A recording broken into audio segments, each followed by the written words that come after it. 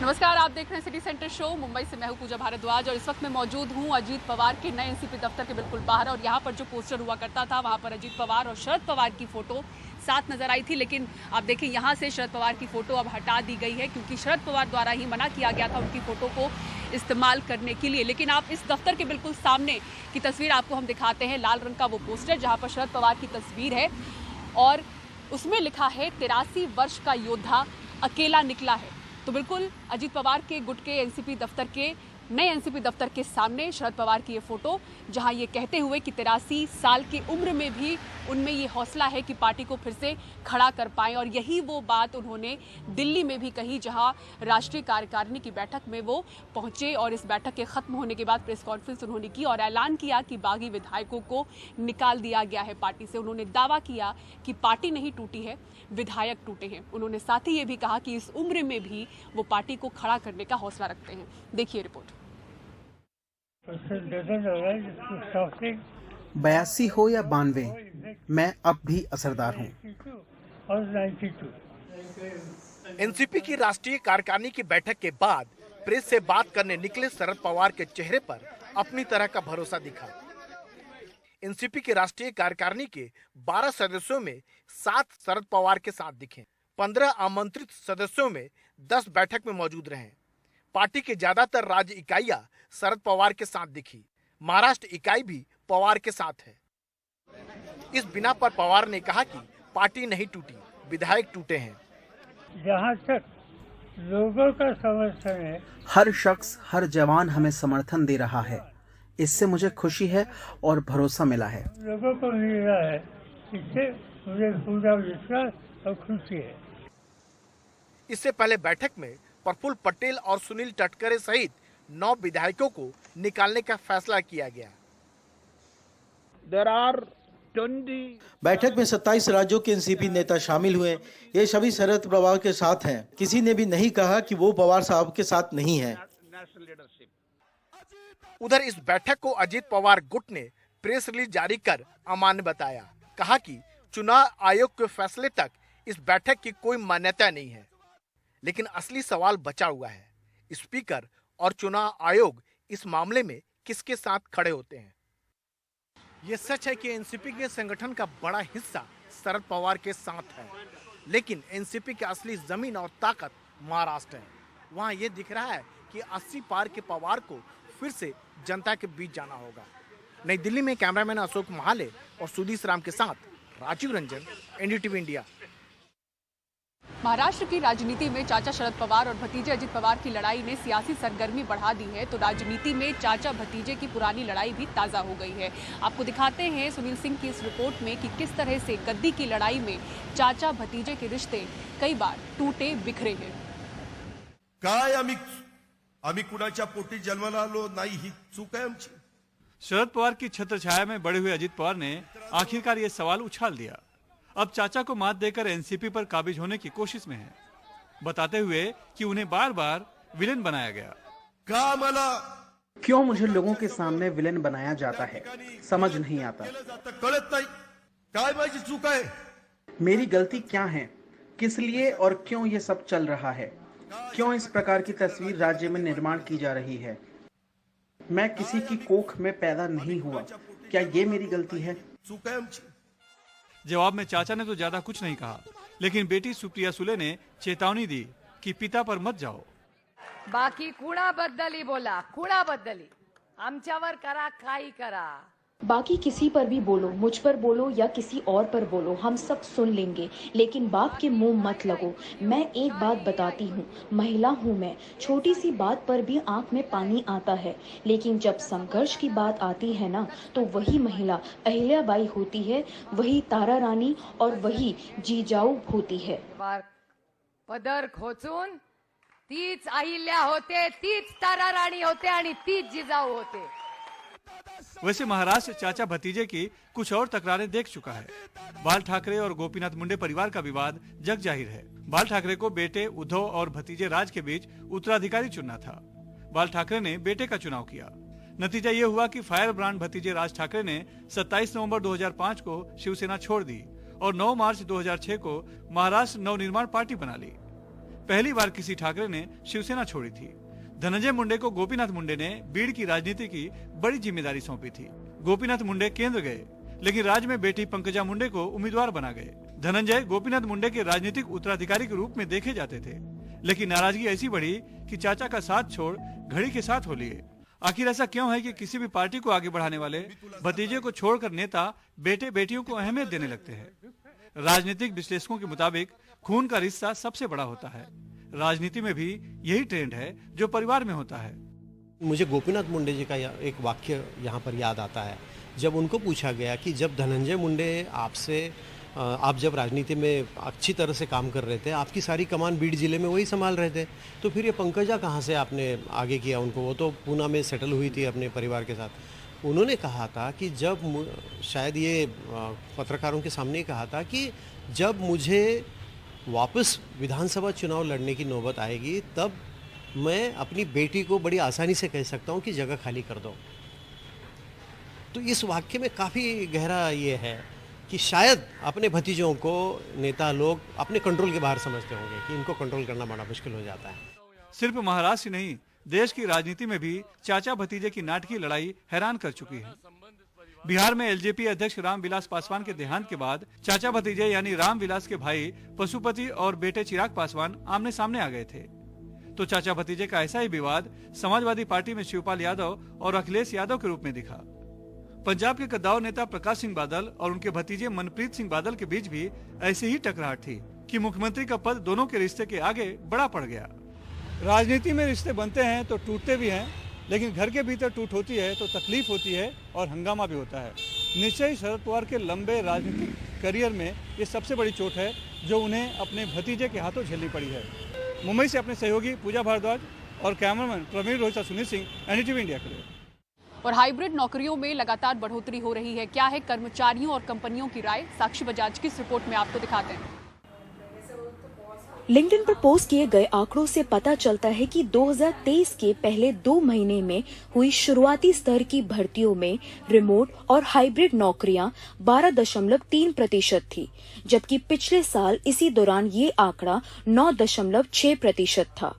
दफ्तर में ही काम करने वाली शुरुआती स्तर की भर्तियां इस साल 87.7% हो गई, जबकि 2022 की शुरुआत में ये 90.4% थी। उद्योग के जानकारों का मानना है कि कर्मचारी इसमें सुविधा मानते हैं और कुछ मालिक उनकी बातें मान रहे हैं। हाइब्रिड काम महामारी की उपज है। इसकी तुलना मौसमी बारिश से नहीं बल्कि जलवायु परिवर्तन से की जा सकती है। अब कर्मचारियों को काम करने की लचीली पद्धति पसंद है। उन्हें काम और निजी जीवन के बीच का संतुलन बहुत रास आ रहा है।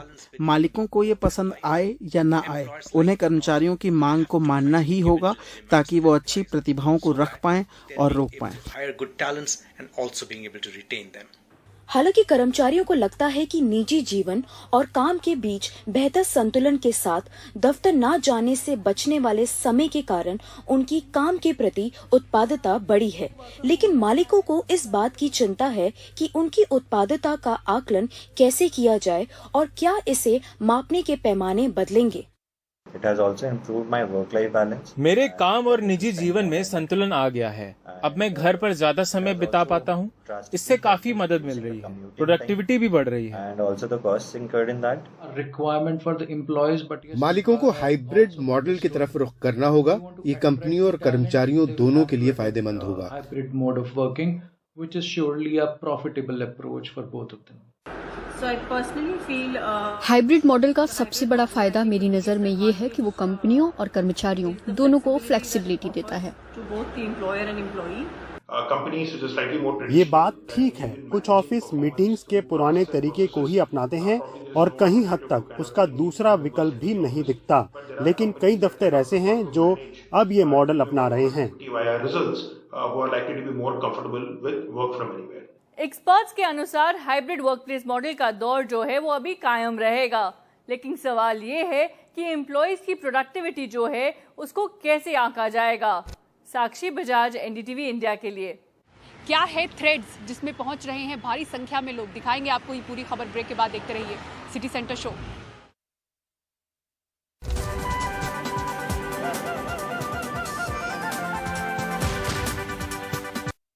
और ट्विटर को टक्कर देने के लिए एक नया ऐप आ गया है। मेटा के सीईओ मार्क जकरबर्ग ने थ्रेड्स नाम के ऐप को लॉन्च किया है। 100 से भी ज्यादा देशों में इसे लॉन्च किया गया है, जिसमें भारत भी शामिल है। काफी वक्त से इस ऐप पर काम चल रहा था और आखिरकार इसे लॉन्च किया गया। ये ट्विटर के जैसा माइक्रो ब्लॉगिंग ऐप है, एक टेक्स्ट आधारित कॉन्वर्सेशन ऐप है। पहले 2 घंटे में ही 20 लाख से ज्यादा डाउनलोड हुआ है। इसमें 500 अक्षर तक लिखे जा सकते हैं यूजर्स द्वारा। लिंक, फोटो, वीडियो भी डाल सकते हैं। पोस्ट पर जवाब दे सकेंगे, लाइक कर सकेंगे। पोस्ट शेयर करने का भी विकल्प है। इंस्टाग्राम से सीधे जुड़ा है। इंस्टाग्राम के मौजूदा यूजर नेम से लॉगिन कर सकेंगे। iOS और एंड्रॉयड पर 100 से ज्यादा देशों में लॉन्च हुआ है। फिलहाल यूरोपीय यूनियन में ये लॉन्च नहीं हुआ है। So guys, this is the new hot word. This is what everyone's talking about because the moment when Meta announced this new app, Threads, सब चारों तरफ बातें करने लगे and everyone thought कि ये वो चीज है, you know, which will compete with Twitter now. And now Zuckerberg has announced kind of, you know, his own version of Twitter as Threads. But let me tell you, this is not the first time that this app has, you know, came into existence. It was back in 2019 और उस time पे there was an app by the same company. The name was Threads. The idea was that it used to be a camera-first messaging app with status updates. But eventually, when kind of, you know, Instagram had more or less the similar features, in 2021 the app was taken down. Now the idea for Threads, as what, you know, Zuckerberg told, is to create an open and friendly environment for conversations, you know, in comparison to Twitter. So basically, if I tell you, this app works very closely with Instagram because if you are verified on Instagram, let's say if you are paying a monthly fee or if you are verified, you know, already, आप जब यहाँ से Threads पे जाएंगे, so you can carry over the same username, you can have the same verification check mark, and then kind of it integrates quite closely with Instagram. And the idea is to have these conversations. You can have mentions, you can do posts, reposts. I mean, think of it as a similar version of Twitter but just done in a Facebook styling. The UI, the UX, although the app is in beta, you know, in my experience is very seamless. काफी अच्छे से सब कुछ चीजें काम करती हैं. Although there are still some limitations. For example, right now there's no option for any hashtag. There's no option for kind of, you know, your feed to be in chronological order, या उसके अलावा there's no option for DM as well.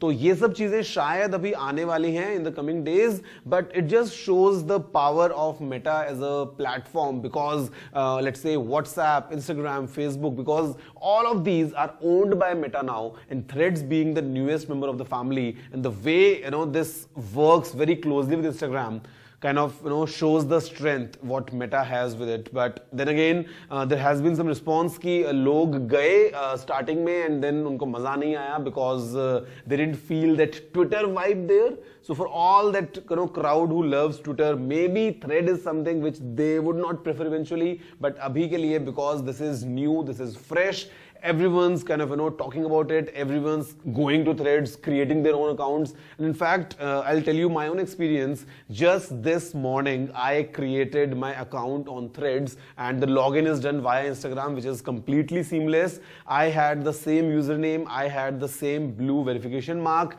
and within hours, now I've got more than 40,000 followers. So I think this clearly shows the traction that yes, people are coming in, people definitely want to, you know, use Threads, and it has a different kind of an environment. And the best part, what I feel is, it goes you know, away from the metrics. यहाँ पे कुछ ऐसा नहीं है कि आपको like दिख रहे हैं कि, you know, how many likes someone's got or no, what's the number, because it hides them. And the main idea is just about conversation. The idea is कि आप बात करें, आप react करें, आप चीजें share करें in this environment. And that's why the name comes in, you know, Threads. Because धागे की तरह, the idea is to kind of, you know, link everything, you know, your own network, and like as a thread would, you know, link multiple things. So यहाँ पे now we have one more option for everyone who is kind of on this digital world, who just wants to do everything possible. So starting from Facebook to Twitter,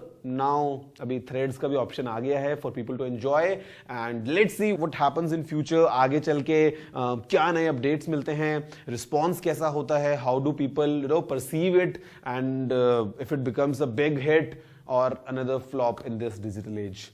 That's it about Threads. At least go ahead and try. I mean, you'll like it a certain way maybe, and even if you don't, there's no harm in it because ज़्यादा मुश्किल नहीं है. That account creation will take only couple of minutes.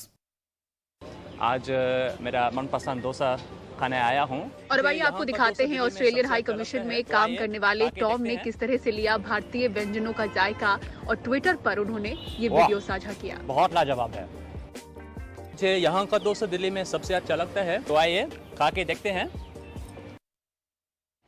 और city centre show में फिलहाल इतना ही. अजीत पवार गुट के नए एनसीपी दफ्तर से पूरी टीम को दीजिए इजाजत. खबरों के लिए देखते रहें NDTV इंडिया. नमस्कार.